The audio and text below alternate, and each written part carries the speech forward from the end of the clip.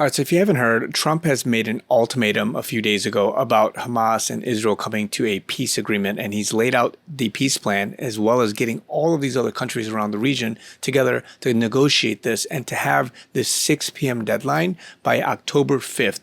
And this is rapidly approaching at the time of this video. Now, of course, there has been a lot of updates where Hamas have accepted, Israel is wanting to move forward, and all these different things. But the question is, what's going to happen 6 p.m. and what's going to move forward as all of this is unfolding right before our very eyes? And one of the biggest things that people are talking about is the Q posts and the deltas, because there's a lot of references to this, and it's just very eerily coincidental. But really, if you know Q, then it's not, because this is part of the plan and all of the other things that are going on to showcase to the world what this show, this movie is as it unfolds slowly but surely. And many of us are thinking that this is Red October, which is infamously known as being this crazy season of takedowns and arrests and all that stuff. So let's look at a couple of posts. Let's look at some evidence, some videos, what he said, and just various other things that people are talking about, because this is going to get very juicy. Now, if you haven't seen Trump's post itself, I'm not going to read through the whole thing, but basically he's giving ultimatums and telling Hamas with a very strong voice to say, hey,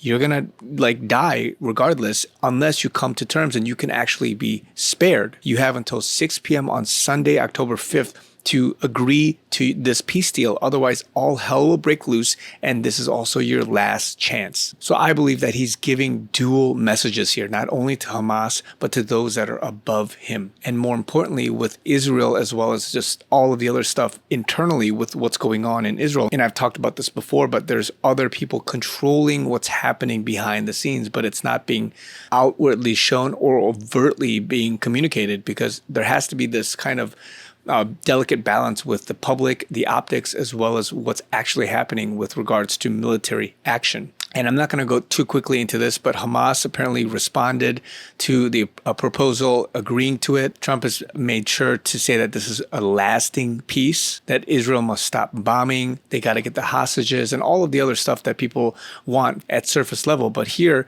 as he's continually saying, he says, peace in the Middle East. And that reminds me of post 4724, where it says, why did it take an outsider to finally deliver the start of peace in the Middle East? He says it, Q says it twice, and he says news coverage, front pages, missile strikes, attempt to terminate, peace doesn't sell, war, fear does, money, money, money, money signs. Evil and corruption at highest levels, Q. Remember, what's being inferred here is that what you're seeing at face value is not what it appears to be. There's higher levels of people that are controlling some of these things. And think, like Antifa and being funded and all of the stuff that's going on in the U.S. because the elites and, whoever, they're trying to make sure that people automatically kill each other off, or they have division because they want to be distracted with race, with sex, with all these other issues that are not an issue for many of us. But because the elites or whoever it is up there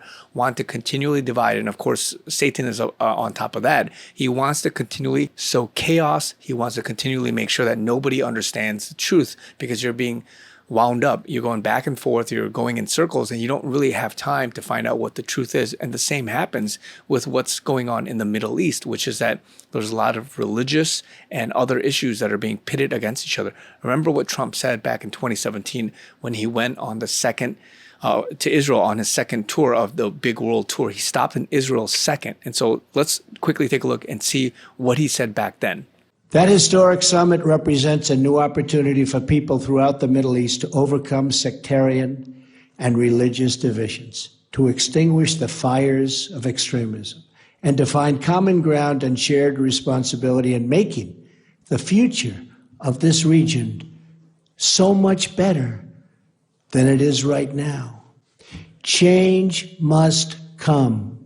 We must build a coalition of partners who share the aim of stamping out extremism and violence and providing our children a peaceful and hopeful future. But a hopeful future for children in the Middle East requires the world to fully recognize the vital role of the State of Israel. And on behalf of the United States, we pledge to stand by you and defend our shared values so that together we can defeat terrorism and create safety for all of God's children. Israelis have experienced firsthand the hatred and terror of radical violence. Israelis are murdered by terrorists wielding knives and bombs. Hamas and Hezbollah launch rockets into Israeli communities where school children have to be trained to hear the sirens and to run to the bomb shelters with fear, but with speed. ISIS targets Jewish neighborhoods, synagogues, and storefronts. And Iran's leaders routinely call for Israel's destruction. Not with Donald J. Trump. Now, what is he saying here? He's saying that there's other things going on behind the scenes because you can see it from a face value perspective, but there are shared values, that there's a desire for peace from many people, but because the extremism, because some other power is driving this extremism such that Israel and others are going to be destroyed and want to have war, continual war, this is what's going on. And that was verified with some of those Q posts. And that also makes me wonder about 6 o'clock. What does he mean by 6 o'clock? This is one way to look at it, but post 3599 says 6 o'clock can be dangerous. And so there's other parts to it. How do you remove a liability, treason, sedition, family proud, hunters become the hunted.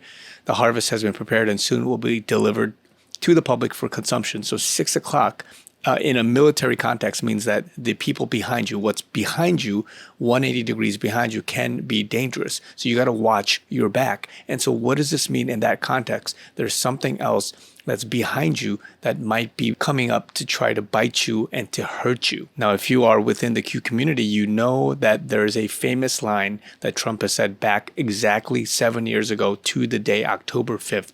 He says, the calm before the storm, and the media went crazy. Watch this clip. You guys know what this represents? Tell us, sir. I don't know, maybe it's the calm before the storm. What's the storm? Could be the calm before the storm. What storm is We have the world's great military people in this room, I will tell you that. And we're going to have a great evening. Thank you all for coming. What storm, Mr. President? You'll find out. Give us a hint on your answer. Thank you, everybody. Now, that's interesting because this comes at a time where the military has gathered for big meetings with the generals and admirals. You've seen just a lot more attack, offensive type rhetoric, Department of War, Pete Hegseth, and just other things. And it just makes you think what's happening in Red October in this whole month, because they talk about the 10 days of darkness, which a lot of people believe is happening right now as we speak. And at the same time, Trump is continually posting more cryptic messages here with regards to Israel. It says it's now or never, hinting at those that are in power in Israel. And this is coming out of Israel, that you've got to make sure that you take this deal and that you allow peace, you surrender, whatever it is, whatever's going on behind the scenes. But the mark of decisiveness is beginning today, this whole week, and just as we move forward from here. So that whole 6 o'clock, the deadline, all of that is very significant. I believe that at the end of all of this, we're going to be in a better position. Yes, from a religious and from a Christian perspective, you're going to see the end times, prophetic prophecies, all of that come to pass, as well as many other things. But Trump, in his ability to try to make sure that there's lasting peace, and more importantly, to remove the deep state, the Illuminati, whatever this is, because that is the first level of evil, if you want to call it that, that is taking over all parts of the world, whether it's Christianity, whether it's Islam, religion, whether it's a country, all of that is being dealt with right now. And I just started this right now, but something that's crazy is that the special envoy to Putin, who also oversees like business investments and development for Russia, as well as with international counterparts, he tweeted this, a rabbit symbol, but literally directly quoting Q. This is absolutely crazy. What if China, Russia, and others are coordinating with POTUS to eliminate the New World Order? That's absolutely crazy, coming from a high-level special envoy to Putin from Russia. And even the military, Homeland Security, many others are saying similar language. Now arrives the hour of action. What has Trump said before when he first got elected? This is the hour of action. Trump continually says the best is yet to come, and the first common enemy that they're trying to remove is this whole deep state Illuminati, or whatever you want to call it, that is trying to control the whole world by demonic, satanic means. And they're doing all sorts of crazy things, who knows what. But as some of these posts are saying, corruption and evil at the highest levels. Guys, get ready. A lot is coming, and we're going to see some of the greatest moves of our lives. I have a second video that's expanding on some of this stuff that I'm going to try to post as soon as possible. Stay tuned for that. I also would love to know your thoughts, your comments down below. What are some of these Q drops saying? What are some of the hints, all the dual messaging, any other interpretation that you believe is happening? Love you guys. Be encouraged. If you guys want to support me, I have my link down below. We're trying to meet our goal, givesendgo.com/chrisyoonyt. Love you guys. Talk to you guys very soon.